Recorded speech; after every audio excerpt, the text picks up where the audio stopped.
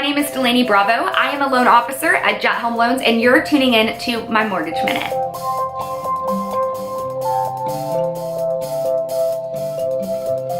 So for today's video, we're gonna do something that's helpful to all my realtors who are watching out there. This is a video that you're gonna wanna watch. This will give you some more of an edge, some more information to help out your buyers.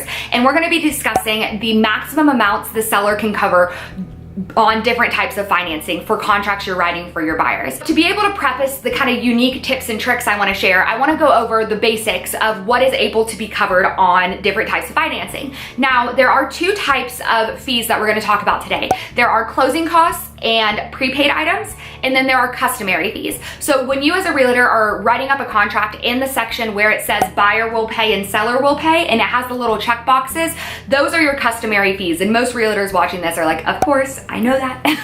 But those are your customary fees. This is important because the different guidelines I'm about to share with you allow X percentage plus customary fees. So you can give your buyer all of those check boxes that are the customary fees that are paid by the seller in your state, plus the percentages I'm about to share. On conventional financing, it depends on your down payment. If you are doing a 10%, not you, but if your buyer is doing a 10% down or less, 10% or less down payment, the maximum the seller can cover is 3% of your sales price plus customary. If you're doing a down payment, your buyer, of 10%, 10.011% and up, then they can do 6% of the sales price plus customary.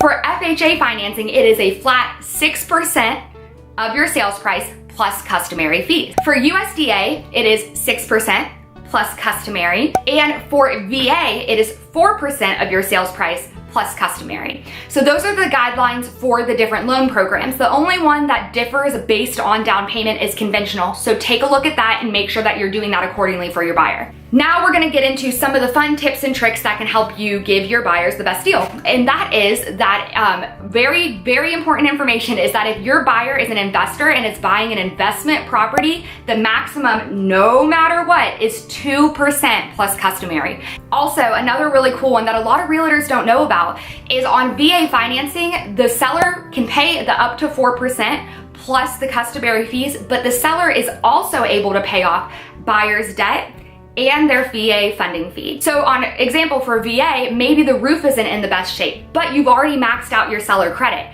You could say, okay, we'll take the house with the roof as is because it's passing the appraisal, but will you pay off my buyer's car for $5,000? That eliminates a monthly debt for your buyer and is completely within VA guidelines. The last tip that I want to share is an awesome one that a lot of people don't know about, and it irks me because it is such a great, awesome option for your buyers, and that is that if you're getting a maximum seller credit, so we're going to do a quick example to explain it, but if you have a buyer who is under contract on a $200,000 house and you got the maximum credit from the seller for FHA of 6% and their customary. So 6% of $200,000 is $12,000.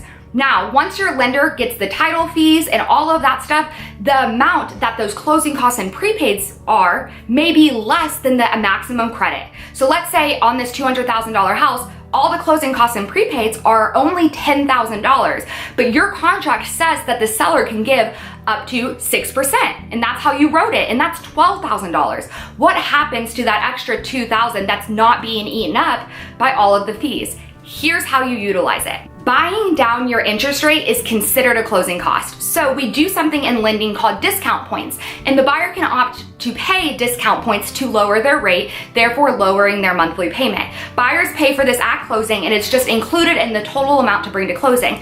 So if your buyer is not getting the full $12,000, use that extra $2,000 to buy down the rate because the discount point is a closing cost. So it does fall under the bucket of a closing cost, and that is part of the 6%. So there is no reason why your buyer should not be utilizing every single penny of the seller contribution that they have. And that's where having a lender on your side can really help to map this out and say, hey, realtor friend, by the way, your buyer is maxed out with their seller credit, but I only have $10,000 of fees. Here's what $2,000 can get them on the rate. It can save them a quarter point of rate, and that'll save them $50 a month.